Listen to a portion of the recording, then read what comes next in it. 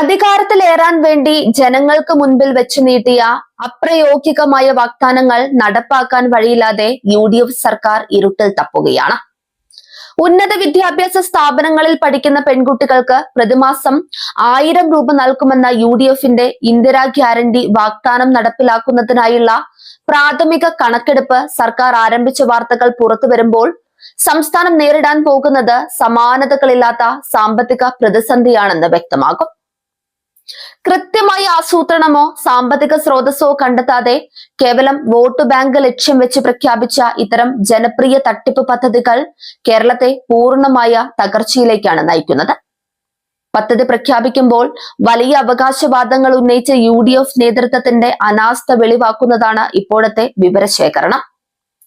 സംസ്ഥാനത്തെ സർവകലാശാലകളിലും കോളേജുകളിലും പഠിക്കുന്ന വിദ്യാർത്ഥിനികളുടെ കൃത്യമായ എണ്ണം സംബന്ധിച്ച ഒരു ഏകീകൃത വിവരവും നിലവിൽ സർക്കാരിന്റെ കൈവശമില്ല.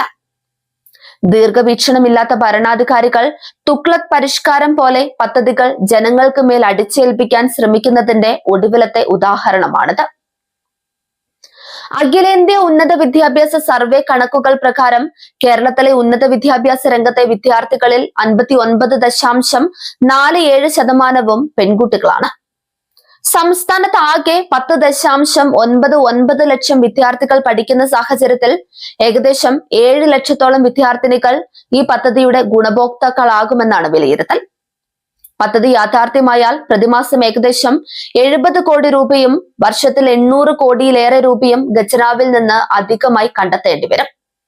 ശമ്പളവും പെൻഷനും നൽകാൻ പോലും വിദേശ ഏജൻസികളെയും കടപ്പത്രങ്ങളെയും ആശ്രയിക്കുന്ന ഒരു സംസ്ഥാനത്ത് ഇത്രയും ഭീമമായ തുക എവിടെ നിന്ന് കണ്ടെത്തുമെന്ന ചോദ്യത്തിന് UDF സർക്കാരിന്റെ പക്കൽ മറുപടിയില്ല.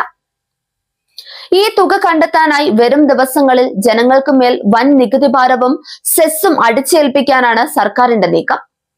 ഒരു വശത്ത് സൗജന്യ പ്രഖ്യാപനങ്ങൾ നടത്തി ജനങ്ങളെ പറ്റിക്കുകയും മറുവശത്ത് നികുതി കൊള്ളയിലൂടെ അത് സാധാരണക്കാരന്റെ പോക്കറ്റിൽ നിന്ന് തിരിച്ചു പിടിക്കുകയും ചെയ്യുന്ന UDFന്റെ കപട സാമ്പത്തിക ശാസ്ത്രമാണ് ഇവിടെ ദൃശ്യമാകുന്നത്.